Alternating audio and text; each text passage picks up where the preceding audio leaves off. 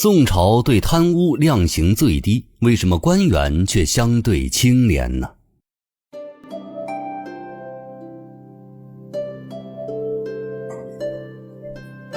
在中国的历史上，贪污腐败一直是一个长期存在的问题。历朝历代为了防范和惩治官员贪污，都制定了多种措施，其中一些惩治手段是非常严厉的。但宋代除了太祖和太宗时期曾经处死过大批贪官之外，自北宋真宗处死了晋城县令王英和齐章县主簿苗文思之后，直至南宋灭亡的200多年里，几乎再没有因为贪污而被判处死刑的官员了。宋朝不仅不轻易判处死刑，其对贪污犯的惩治手段也逐渐温和。北宋真宗时期，贪官通常被判以杖脊、情面、流放等处罚，就是打脊背，在脸上刺字和流放边远地区。到宋神宗的时候，直审刑院的苏颂主张古者刑不上大夫，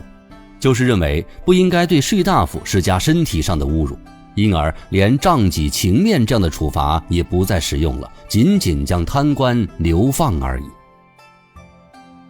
而反观其他朝代，比如宋代之前的唐朝和之后的明朝，对待贪污官员的处罚是相当严厉的。唐朝的唐律疏议规定，收受15匹财物即处死。而明朝的反腐更是高压，明太祖朱元璋曾下令，凡官吏贪赃60两以上者皆处死，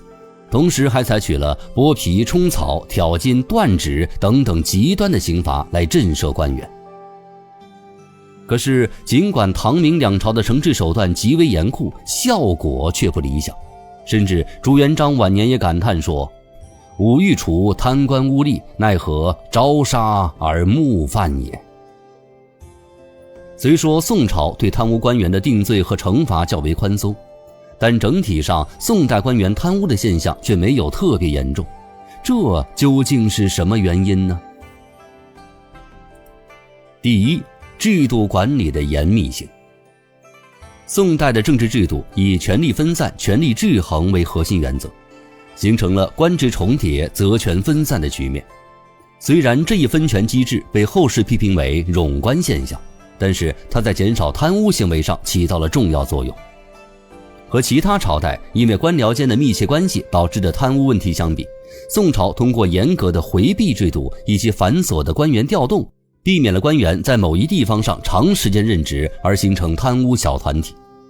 此外，地方官员严禁在任职地购置房产，以防止私利行为。在监察体系方面，宋朝在地方上设立了通判以监督知州，并且知州不得弹劾通判。此外，像4大监司、转运司、提点刑狱司、安抚使司、提取长平司，他们之间也是相互监督，以防串通的。而在中央，宋朝建立了独立于行政体系的台监制度，即御史台和监院，这就强化了监察权的独立性，这一点非常重要。第二，舆论压力的作用。宋朝崇尚文治，文官的地位极高，被视为士大夫的天堂。在这样一个官僚体系当中，贪污官员面临的社会压力是巨大的。宋朝通过政策在官员之间形成了显著的身份差异，特别是对贪污者进行打标签，使其受到社会的歧视。比如，宋朝规定贪官的子孙不能通过父辈的职位晋升官职。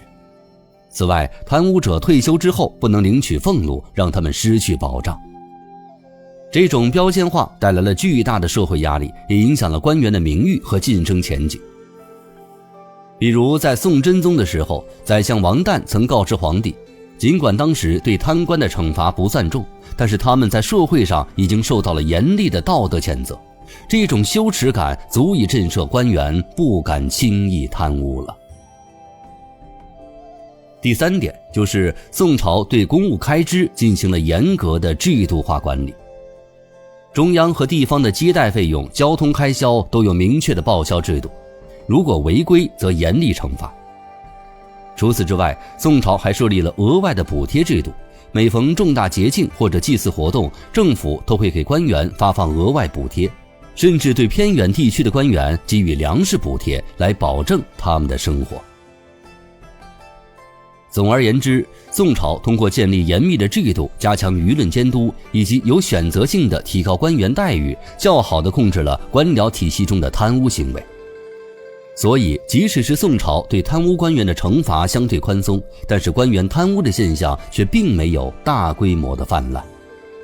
其实这宋朝的反腐机制在当今社会仍然有一定的借鉴意义呀。